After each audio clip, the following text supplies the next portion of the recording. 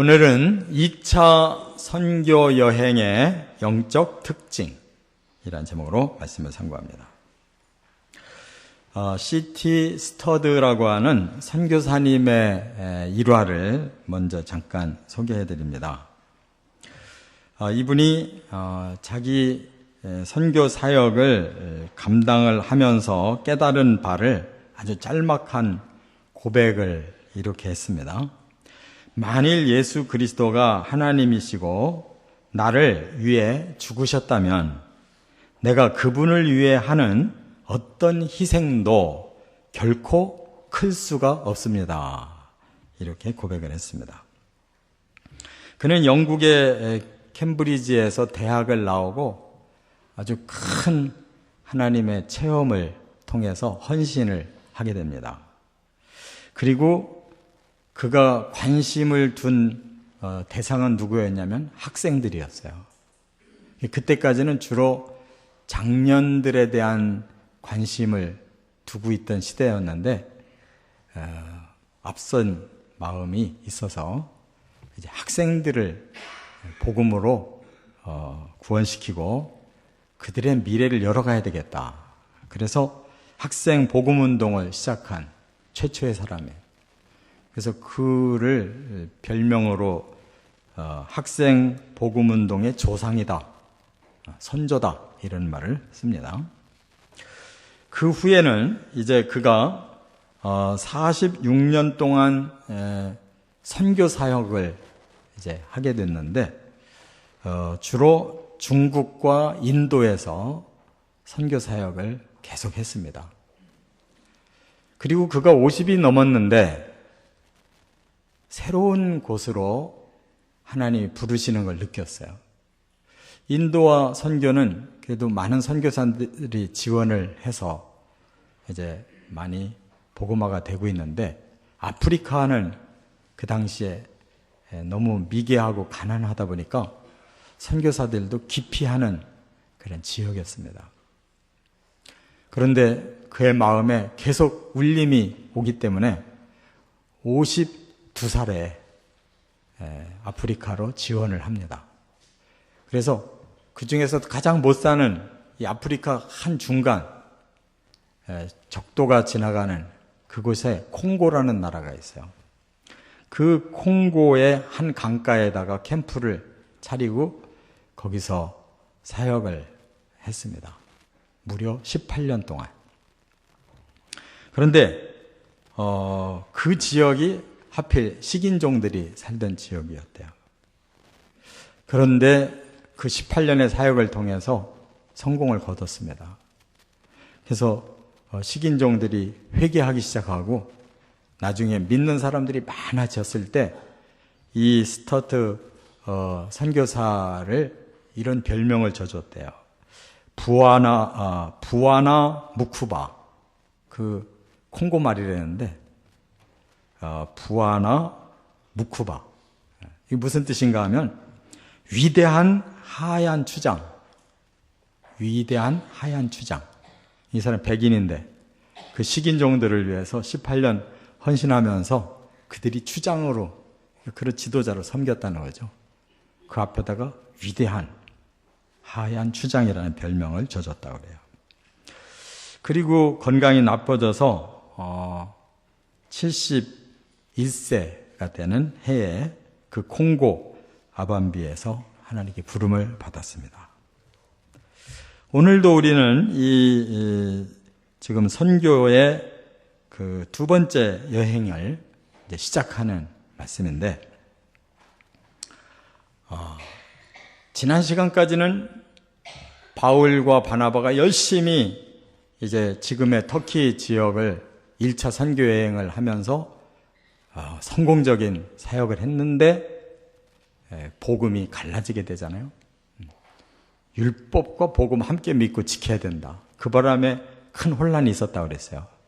그러나 예루살렘 공회의를 통해서 정리했습니다. 그리고 이제 바울이 다시 2차 선교 여행을 하고 싶은 열망으로 바나바에게 제안합니다. 우리가 지난번에 선교 여행 하면서 세워졌던 교회를 중심으로 좀 다시 돌아보자. 그들을 좀 도와주자. 여기까지는 일치가 잘 됐어요. 그런데 결국 바나바와 바울이 갈라지게 됩니다. 아무리 훌륭한 사도며 하나님께 헌신한 사람들도 각자 마음이 다른 거예요. 그래서 크게 다투고 갈라지는 이런 아픔이 있었어요.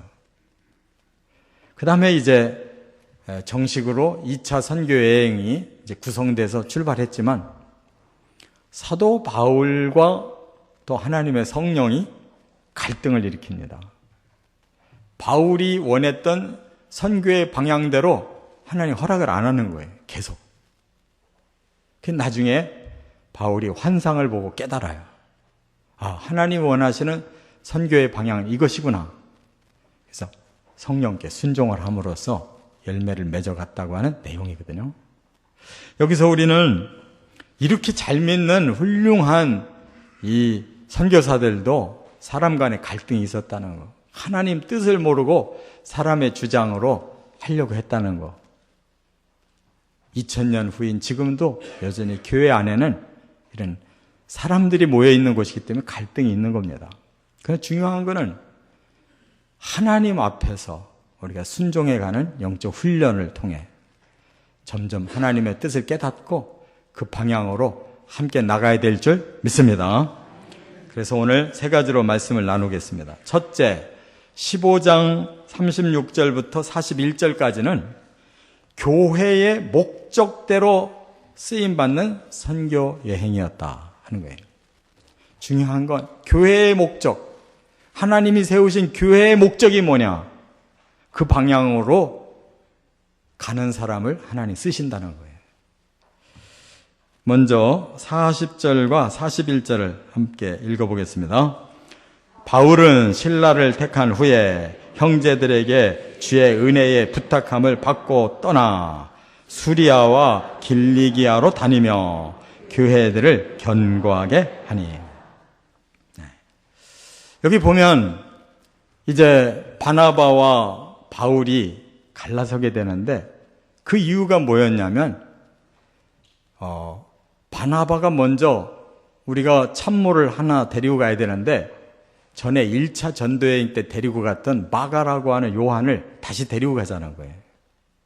근데 사도 바울이 노 했습니다. 왜냐? 1차 때 같이 가다가 초반에 밤빌리아라고 하는 곳에서 이유도 없이 마가가 이탈해서 돌아가 버렸어요. 최초의 선교여행에 팀이 분열된 거예요. 그리고 더구나 아랫사람이 지멋대로 그렇게 선교에 큰 차질을 빚게 만들었던 이 하자 있는 사람을 또 데려간다? 있을 수 없다는 거예요. 근데 바나바는 극구 데려가자고 그래요. 왜? 그의 조카예요. 인척지간이에요. 바나바가 아주 성령이 충만하고 믿음도 충만한 사람인데 좀 사람에게 약해요. 남의 어려운 사정을 잘 살피고 위로하는 그런 은사가 있는데 좀 맺고 끊음이 약한 거예요. 그러니까 그동안에 많이 반성했을 거니까 이제는 용서하고 그냥 끌어안자. 얼마나 아름다운 얘기예요. 그러나 바울은 아니라는 거예요. 그가 지나간 과오에 대해서 아직 제대로 변화가 안 됐다는 거예요.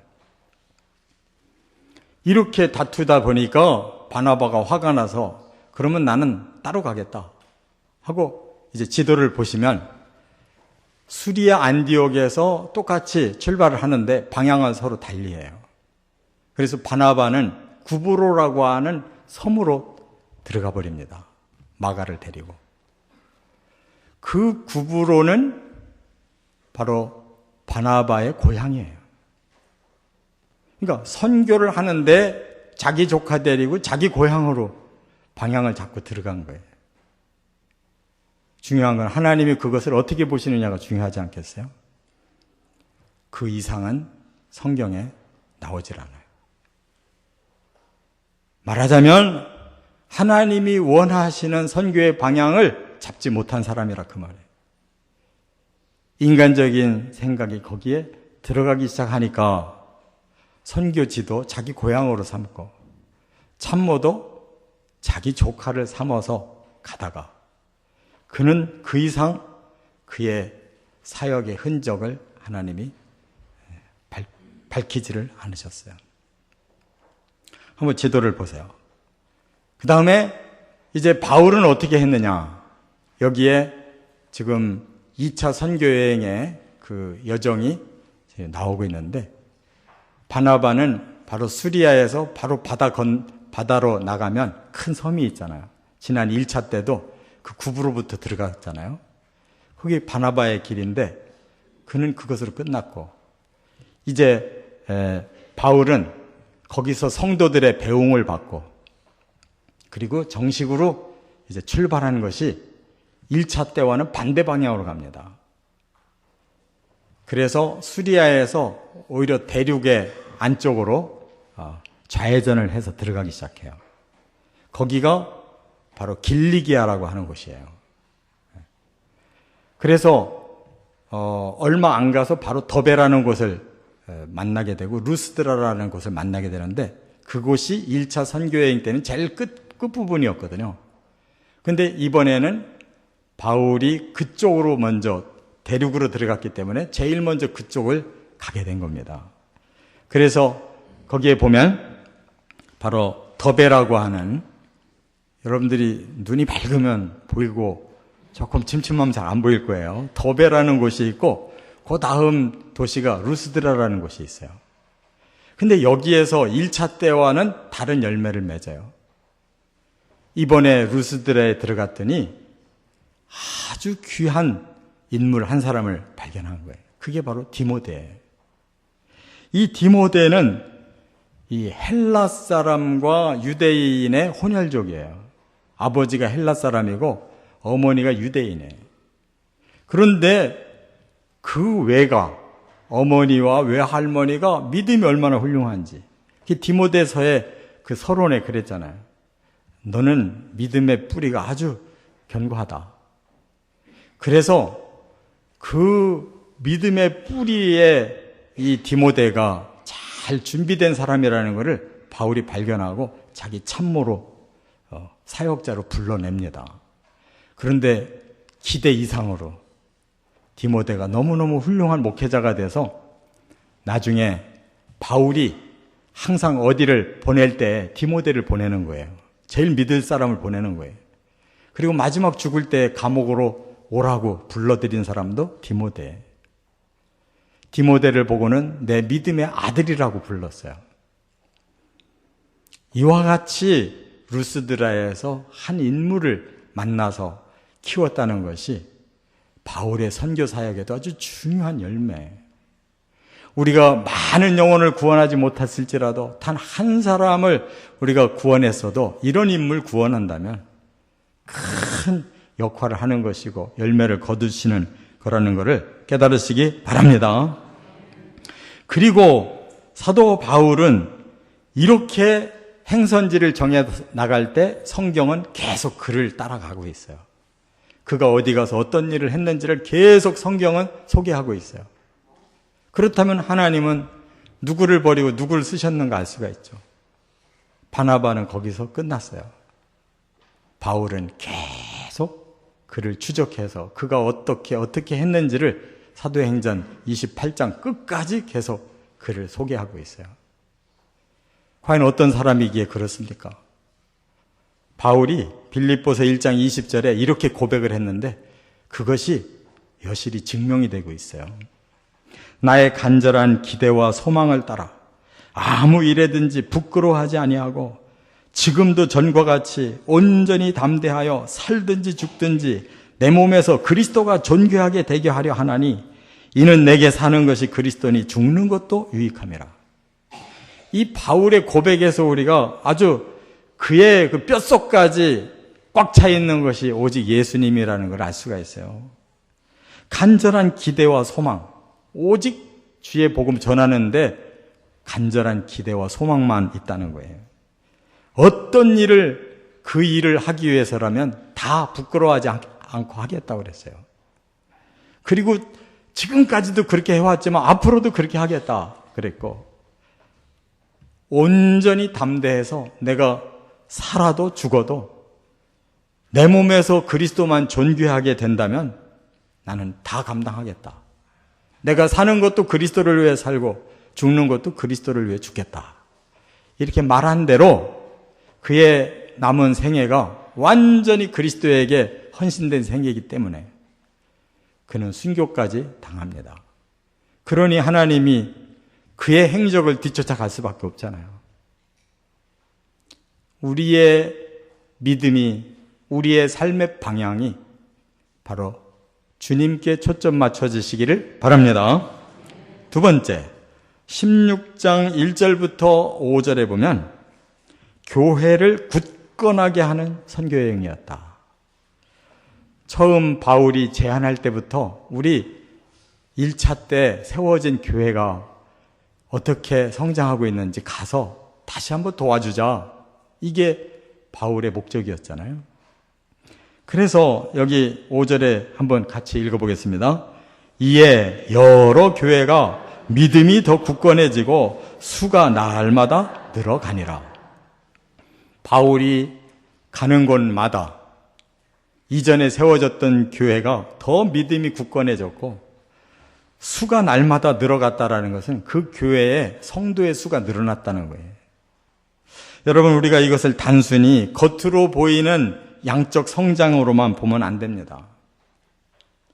그것은 하나님의 복음이 강렬하게 전해질수록 사람들의 마음이 복음 때문에 생명이 생기고 그 생명력이 더 확장되면서 전도가 이루어지고 교회 안에는 예수를 믿는 그리스도인과 또 다시 파송해 나가는 제자들로 가득해지기 때문에 점점 커졌다는 뜻이에요.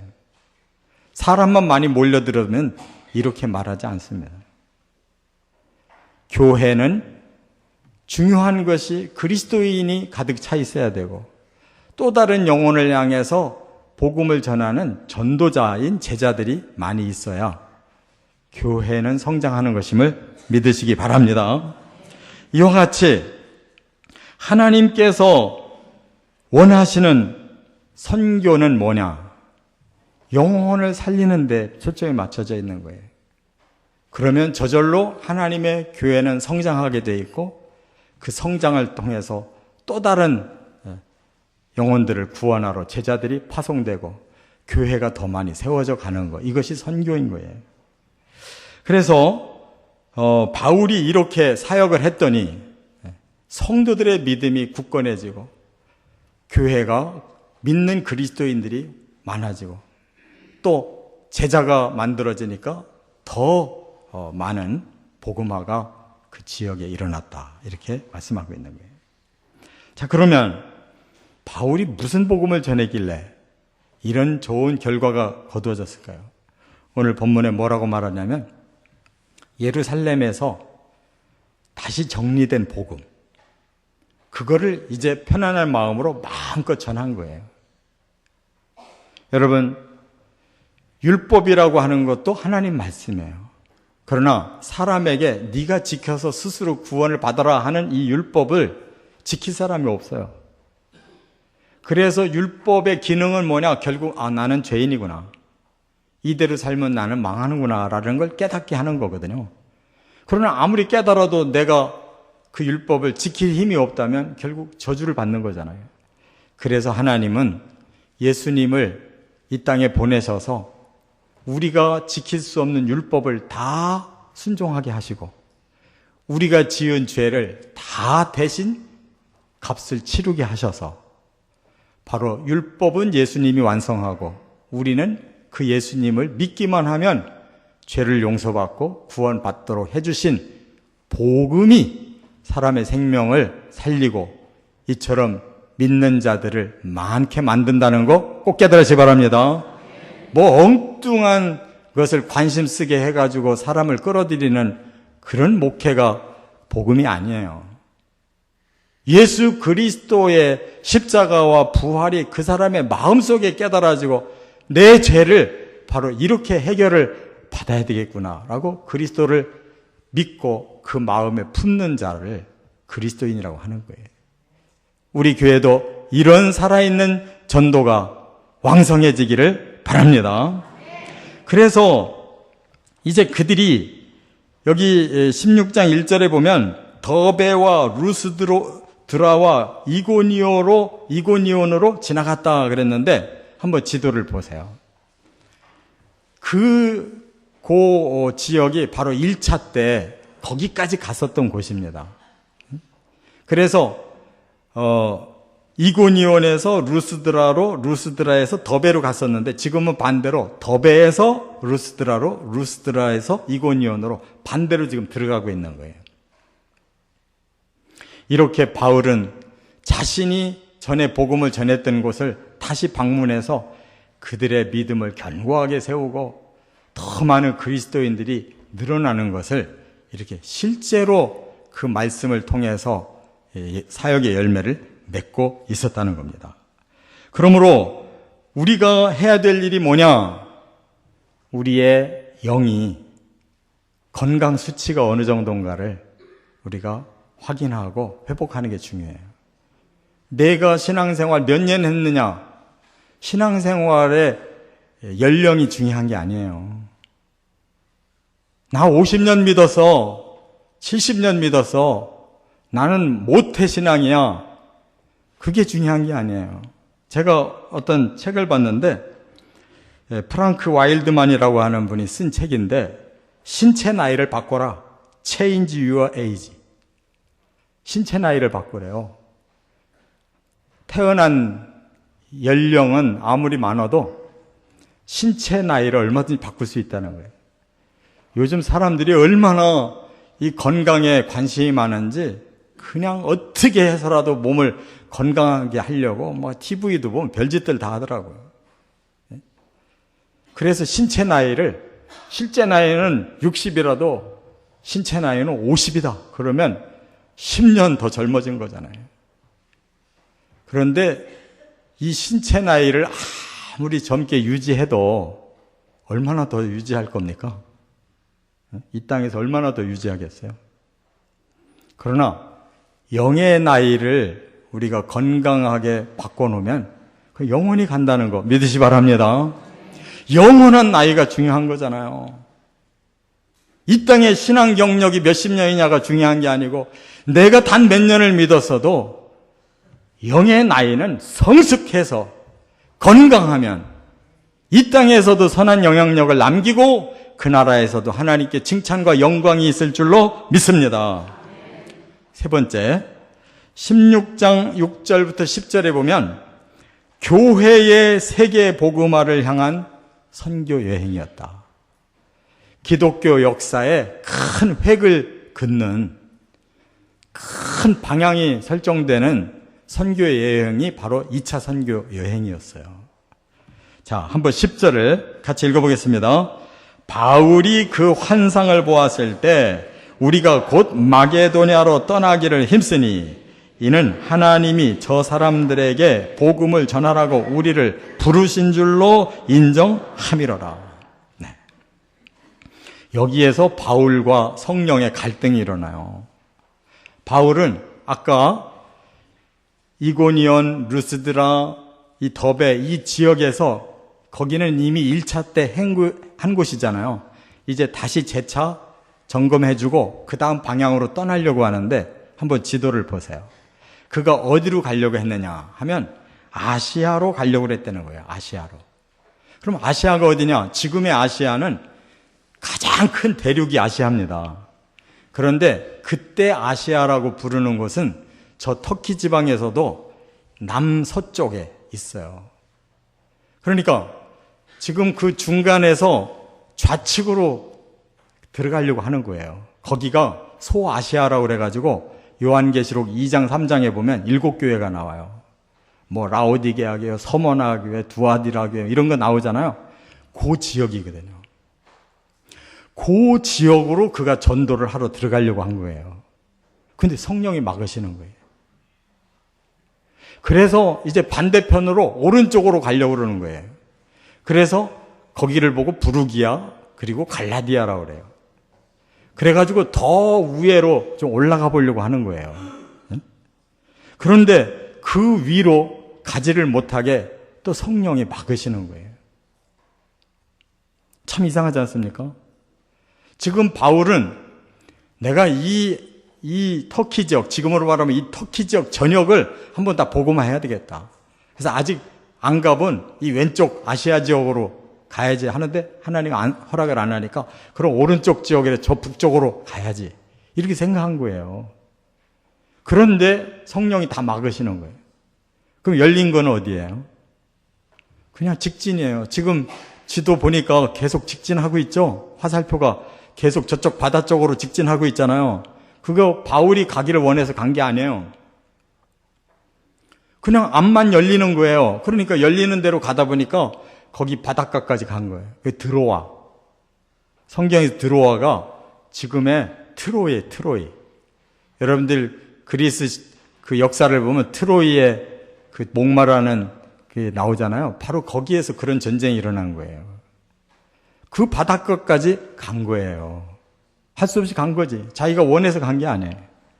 그런데 그날 밤에 환상이 임한 거예요.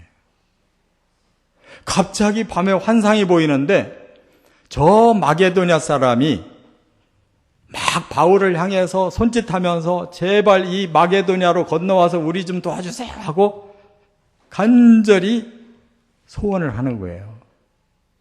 그때 그가 깨달은 거예요. 아, 하나님의 성령은 지금 나를 이 바다를 건너서 저쪽 마게도냐 지방으로 가라고 하시는구나. 그런데 그 마게도냐가 지금의 그리스 북부 지방이에요. 그러면 현재 터키 지방에 남아있는데 이 바다를 건너서 저 그리스 북부 지방으로 넘어가라는 뜻은 이제 아시아 대륙을 너는 끝내고 너는 이제부터 유럽 대륙으로 건너가서 복음을 전해라 이 뜻이에요. 그렇기 때문에 지금 지도를 다시 보시면 드로아에서 바다를 건너가잖아요. 거기가 에게해예요. 에게해를 건너가서 거기서 첫 번 성이 바로 빌립보라고 하는 엄청난 큰 성이고 그 다음 데살로니가라고 하는 엄청난 성들이 지금도 바로 그 그리스의 아주 큰 도시들이에요. 그래서 복음이 유럽으로 넘어간 거예요. 우리 동양 사람 입장에서는 좀 섭섭하죠. 아니 하나님이 왜 바울처럼 이렇게 한 바퀴 돌고 나중에 저 동쪽으로 쭉 가면 인도, 중국 해서 한국에 빨리 올 걸 왜 저쪽 서쪽으로 트셨을까? 우리 하나님 마음을 깨달아야 돼요. 바울은 예수님의 명령을 잘 몰랐어요. 이해를 못했어요. 그런데 그 시대는 지금 로마의 시대입니다. 그렇기 때문에 세계를 정복하기 위해서 그 중심지를 먼저 정복하게 한 거예요. 이 그리스에서 더 서쪽으로 가면 어디예요? 로마가 나오잖아요. 바울은 나중에 깨닫고 3차 때는 아예 그쪽으로 가요. 그래서 바울이 로마에다가 편지를 써요. 내가 앞으로 로마까지 갈 예정이니까 너희들도 도와주고 또 너희들이 나를 도와주면 내가 로마를 거쳐서 저 지중해 끝에 서바나까지 가야 되겠다. 서바나가 지금의 스페인의 지중해 끝, 대서양고 출입구예요. 왜? 그 시대는 거기가 땅끝이라고 불렀어요. 예수님께서 예루살렘과 유대와 사마리아와 땅끝까지 이르러 너는 내 증인이 되어야 된다라고 말씀했잖아요. 바울은 뒤늦게 깨달은 거예요. 아, 세계의 중심지인 로마를 거쳐서 땅끝까지 복음 전하는 게 내 사명이구나. 그래서 바울은 감옥을 자기 자신이 자원해서 로마의 감옥까지 간 거고 거기서 잠시 풀려나가지고 서바나까지 복음 전하고 돌아와서 로마에서 네로 황제에게 목이 잘려서 순교한 거예요. 사명 다 감당한 겁니다. 성령이 지시하는 대로 따라가서 결국 그는 죽었지만 세계 복음화는 하나님이 원하시는 땅끝까지 간 거예요. 깨달으시기를 바랍니다. 우리가 역사의 뒤안길이지만 지금 생각할 때 만약에 이 동양 쪽으로 틀어서 인도 쪽으로 왔고 중국 쪽으로 왔더라면 복음화가 빨리 됐을까요? 안 됐습니다. 나중에 서양 사람들이 다 돌아서 인도에 얼마나 많은 선교사가 파송되고 중국에 얼마나 많은 선교사가 파송됐어요. 근데 거기에 기독교가 얼마나 되냐고 지금. 다행히 한국까지 오는 바람에 한국에서 꽃을 피운 거예요. 제2의 이스라엘처럼 하나님이 이 민족을 사랑하려고 5,000년 동안 기다리게 하신 거예요. 할렐루야. 지금 세계 선교를 하는 나라가 미국하고 한국밖에 없어요. 저와 여러분 보통 사람들이 아니에요. 하나님이 제2의 사도 바울처럼 쓰려고 지금 준비하고 계시고, 이 나라가 지금까지 양적으로 성장했지만 이제는 질적으로 더 깊어지면 바울과 같은 인물들이 나오고, 이제는 다시 한번 이 복음이 예루살렘까지 다시 들어가게 하실 줄 믿습니다.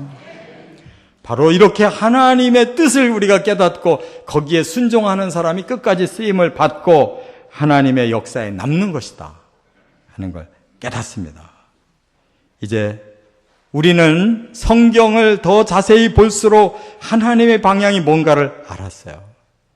성령의 음성에 순종하고 진리의 말씀대로만 살아가시기를 주의 이름으로 축원합니다.